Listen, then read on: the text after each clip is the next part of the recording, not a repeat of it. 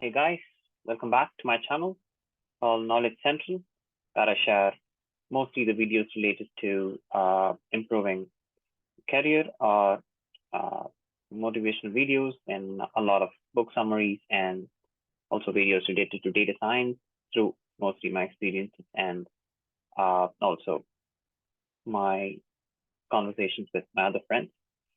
So in this playlist, I mostly focus on uh, things which I learned from my past interviews and also things which I learned by talking to my peers and also to a couple of HRs. So yeah, in this video, I'm mostly focusing on just that one question, which is one of the most common questions, and I also feel it's something which cannot be missed. Like every interview probably asks this question, and I think it can also be asked in several rounds, probably, uh, or let's say usually at the start of an interview, right? And I think by this time you would have easily figured out what question I'm talking about. And it's actually the question to basically introduce yourself, right? And you might be wondering, yeah, I already know this, or at least, you know, it's a little bit overlooked. And I also feel personally, this is one of the questions which is also overlooked and not given enough importance. And also through this playlist or series of videos, I'll be covering a lot of other questions as well. But I felt I'm going to spend a little more emphasis on this question because this is not only the first question, but also the question which gives the first impression about yourself. It might be the recruiter, the HR, or it might be your team lead, or it might be CEO or CDO. Probably they are going to start with asking this question, but introducing yourself, it might actually come across in different ways. For instance, can you tell me about yourself? Or for example, can you go through your resume, or if you kind of put it in a concise way, or it's like an elevator pitch. Say, for example, if you meet someone, how do you, quickly introduce yourself? So, and I told elevator pitch because it also needs to be short. At the same time, the idea is to also cover as much details as possible, right? Because the idea is to give the best impression and also to develop a solid start for your interview, right? This actually acts as the very basic foundation, and sometimes the question pops up from the introduction. One of the points or one of the things which you tell, it might probably keep adding to your interview, or basically it's quite important and actually more important than you think. So make sure that you're ready for this. And I'll be going through different parts. So I'll probably put in a lot of thoughts about it and also a lot of elements. So few of those are pretty simple, pretty straightforward, of course, and few of which are something which I learned from my personal experience and also talking to others, other HRs and recruiters as well. So feel free to see this video if you feel it's a little slow, but if you're someone who is new, or someone who is just starting to apply for jobs, or someone who is planning to prepare, it's really important to make note of every detail and make actually help you probably prepare your draft, the elevator pitch, right? So yeah, without further ado, let's start with this. And I think it's really important initially, not to directly start answering the question, but I feel it's initially to actually understand why this question is asked in the first place, right? Let's take a step back before actually going to, what to answer and how to answer, what details to include, etc., etc. And I've seen a lot of videos directly mention what details to add, how to start, how to tell. They give you examples. But I think as an individual, we need to understand why certain questions are asked in an interview, irrespective of whether they already know the answer or not, right? For instance, they have your CV, they have your LinkedIn profile, they probably got your references, they would have probably, Googled you or whatever. So they already have a database about you, right? Your CV literally tells everything. Your LinkedIn also probably tells most of the things which are not there in CV. And they already know a lot of details about you. So why do they ask this question in the first place? So as an interviewer, if you're able to understand that, you would probably make use of it so that you give a more better, a clear answer, which might actually benefit you in the whole interview. So again, uh, the main reason why this question is asked is there are a lot of things, right? Because they want to test a few of the things, right? And one of the very important things is, are you able to narrate your own story of who you are? That's the first place. If you're not able to, exactly articulate who you are, and what do you want in life, or what you've been doing up till now, who are you professionally, and what do you do apart from your, professional job, and who are you as a person? So if you're not able to articulate that, that becomes a little tricky. So they're just, you know, testing whether are you confident enough to pitch a short 2 minute or at least 1 minute of an introduction where you're able to articulate, put everything in context, and probably test your communication skills. So there are a lot of things which they test. So it's really important to keep the next few slides which I'm going to tell, especially about why they answer this question and how do you probably, put yourself in a best manner possible. The first and foremost thing, as I already mentioned, humans love to hear a story. Or in fact, when you put something in a story, easier to remember. It also probably makes it much more convincing for the listener, right? And this is one of the important soft skills, which is also uh, looked for in companies, but they don't explicitly tell, okay, fine, I want a storyteller. But if you're a storyteller, especially if you're looking for jobs like consultancies, or if you're looking for jobs to handle a team, or say, for example, a data science professional, data analyst, or a BI specialist, for example, business intelligence, you need to be a really good storyteller. But let's stick to a context of this question. So make sure that you have the story right? Where did you start a journey? And then, what made you passionate about this role you're applying for? And then how are your current skills going to help you get there? And what are your future plans? And, that kind of storyline, which I just mentioned, is quite important, So it not only links everything you did till now, but also why are you applying a job, and then why are you a good fit? So it also completes the circle, right? Again, a very quick reminder, I've already made another video in this series of 3 important things to keep in mind for any question or any stage or any document in the interview or the job application process is why the company, why that particular role, right? So make sure that your story also includes that why, right? So yeah, make sure that you give it a story. Again, we're not going into the answer or how to answer this question. We're just understanding why the question is being asked. So this basically tests the storytelling skills. And the second thing, what they also look for is your communication competence. Right? I've seen a lot of companies ask for a video pitch, right? And I've also seen a lot of companies ask for video questions where they ask you to present, answer a specific question in a video. The sole purpose is to check your communication skills. How well are you able to communicate? Again, if you're not able to communicate your own introduction properly, then it shows a little bit of a downside about you. So make sure that this is one of the first questions, again, most of the times, most of the interviews. So make sure you get this right. And another reason it's being asked is to check your communication competency. Simple as that. How well are you able to communicate? A very simple question. It just sets the tone, and it also tells the interviewer, okay, fine, this is who they are, and it just gives you an intuition, or it gives them an intuition of your communication competencies, right? And another final thing, which is one of the key ingredients of actually answering any question, but since this is probably one of the first questions you're going to answer, it's really important to focus on your tonality and enthusiasm, right? And this is a very important thing, and especially when it comes to vocal image, it's a huge concept on vocal image, right? there are two things. One is the visual image. Say, for example, your appearance, the way you dress up, the way you, you know, body language, and all the other things. And the second thing is the vocal image, and especially in the period of Corona or the post-Corona, most of the interviews nowadays, most of the stages are also online.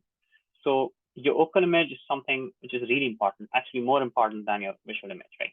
You know, you can just wear a proper formals and tie or t-shirt. You need not even wear, a formal shoe. Or, nobody's gonna realize. So they're just gonna see mostly the upper part of the body, your head.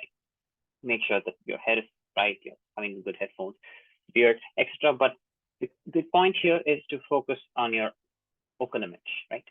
So make sure that your tonality is kind of a little high pitch. Again, you can easily say, imagine you're going to a restaurant to eat your, favorite food.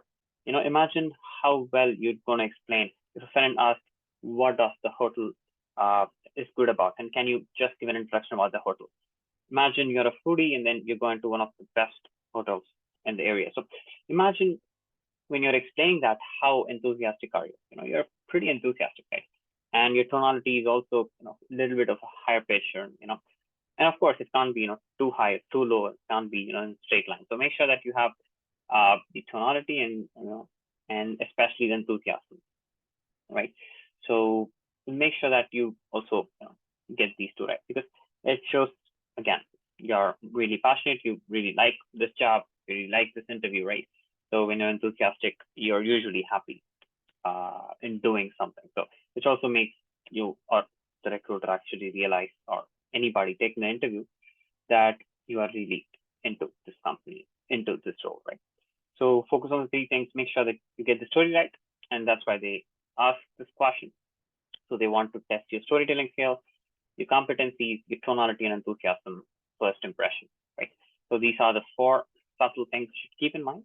So make sure that you keep this in mind when you're preparing for the answer. So yeah, let's not waste any more time on understanding why this question is asked, but actually what ingredients to add when answering this question, right?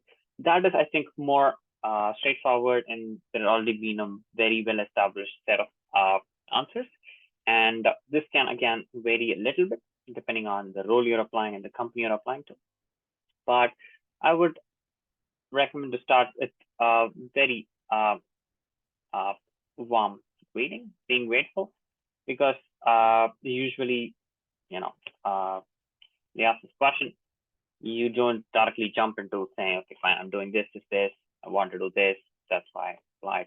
So you can, in a warm way, thank the recruiter for, first of all, giving the opportunity. And also, it's really important when the video call is started, is to start the video with, something warm, especially greetings. And also, it's really nice to ask the interviewer how he or she's doing.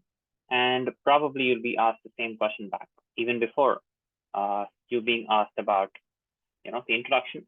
You would probably be asked a small question, which is almost given. You will, of course, be asked, how are you doing, right? And again, I have small tips on that. Again, answering with a very generic, yes, I'm good. How are you? It's okay, which is expected, which is normal. But imagine to be a little bit giving yourself an upper edge, like saying something like, yeah, it's a great day and I had a beautiful morning jog. Uh, and the weather was amazing and I felt really refreshing. So imagine this small change and imagine answering, yeah, I'm good. How are you doing? Right. So there is a huge difference, right? Add something with, what you've done in the day so far. Imagine if the interview is in the evening, you can mention something which you did, which actually shows that you have a beautiful hobby, you exercise, or for example, you have a really good routine.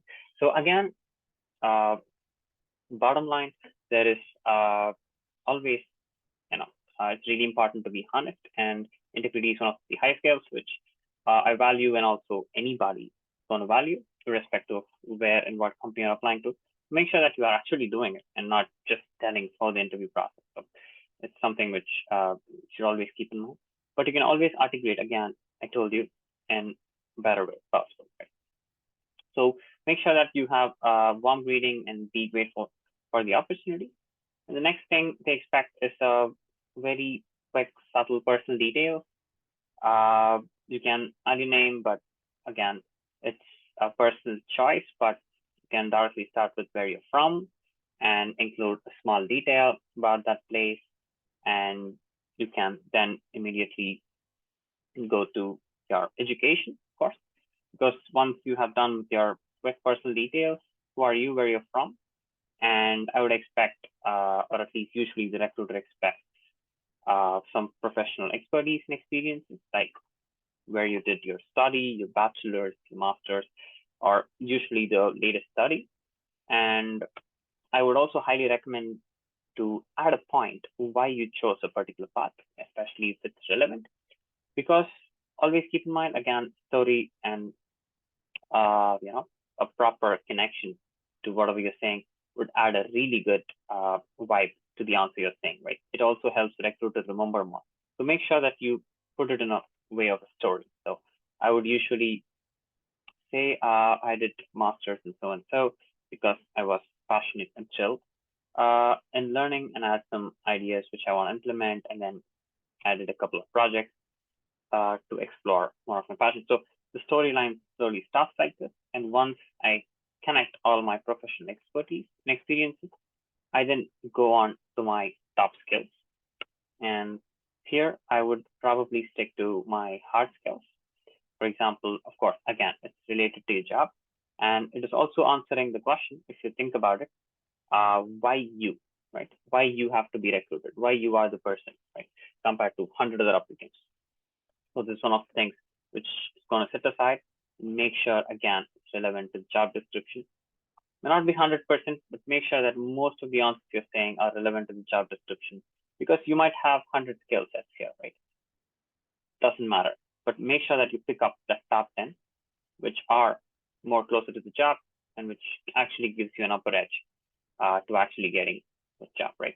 Imagine you have some things which you're extremely good at, but if the company is not expecting that skills for that particular role, then again, you're wasting that few seconds and you're, you know, uh, reducing your chances. So make sure that, again, relevant to the job description, make sure that you always keep that three whys in mind. I'm reminding again, why you, why the company, why that role.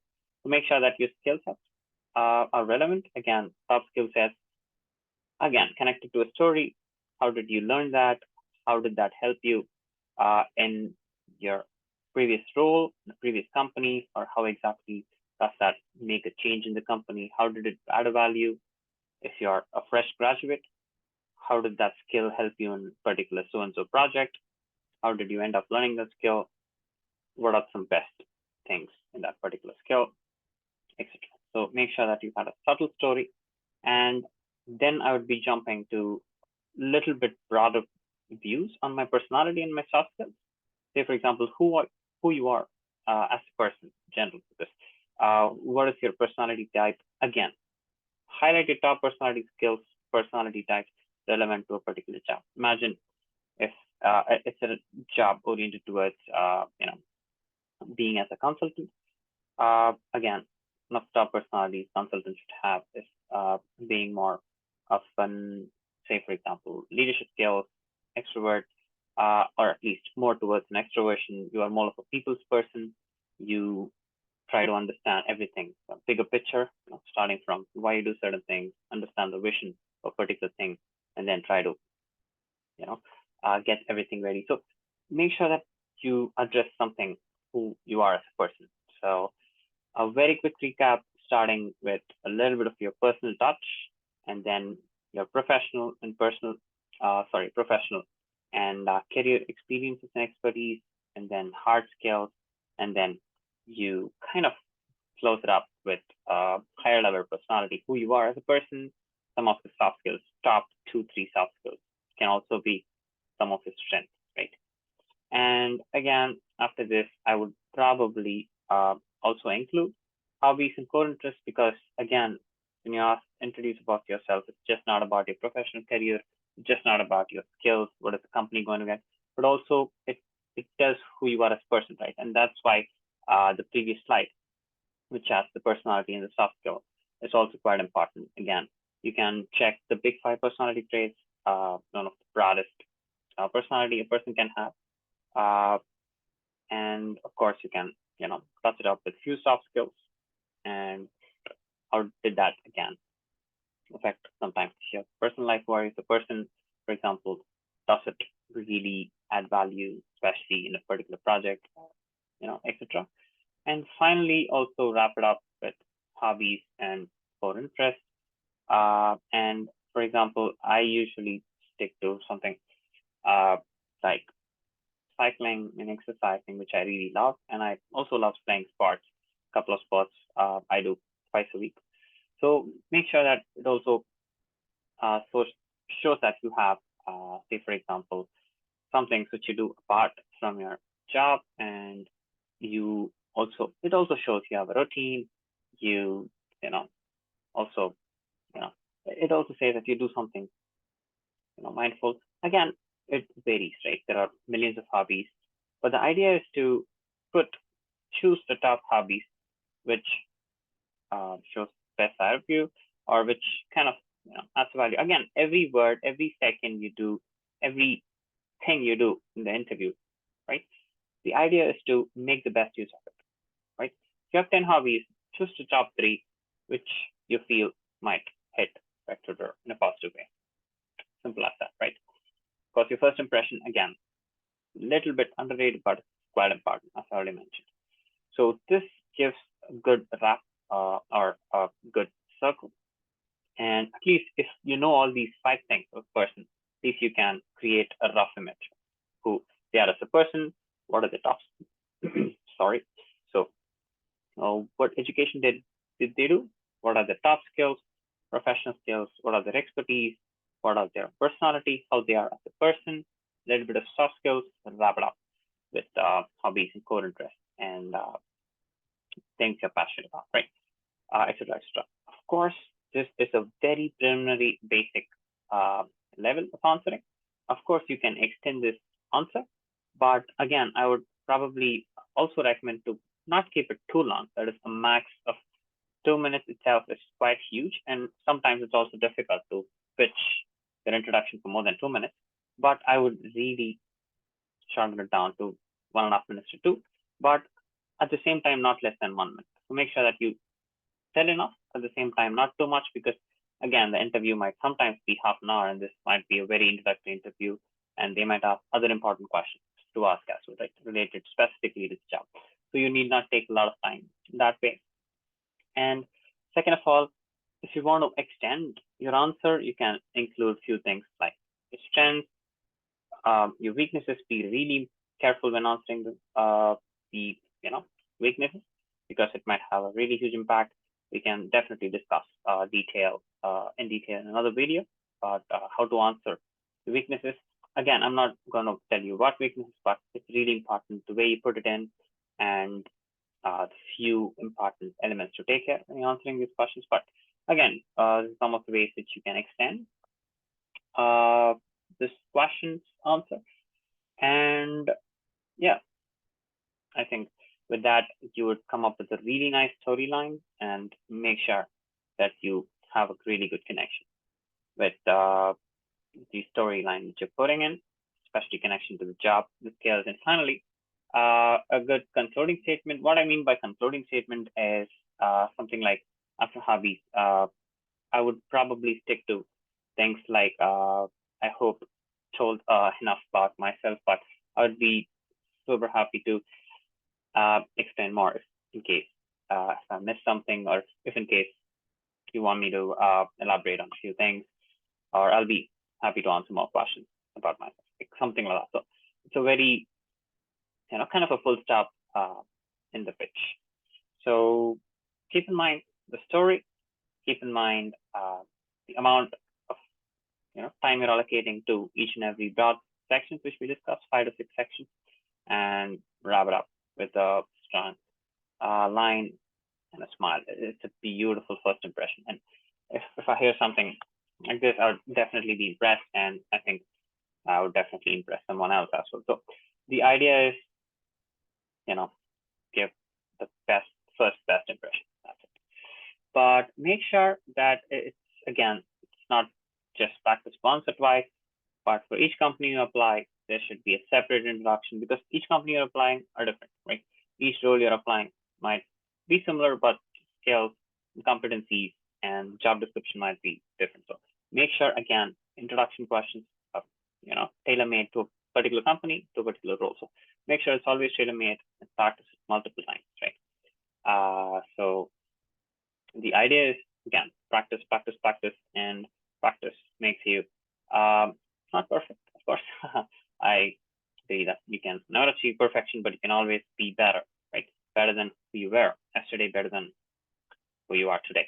So the idea is to just keep making yourself better, and then at some point you are gonna, nail it. So again, with that, I wish you good luck and all the best for your next interview or next interviews. Again, be confident and make sure that you practice again, do the prerequisites, and also I've posted a couple of other videos in this series of career-related videos where I talk about important questions to keep in mind about CV and probably plan to create a lot more videos as well. So yeah, really looking forward to those videos, and yeah, just one interview away from getting a job. All the best.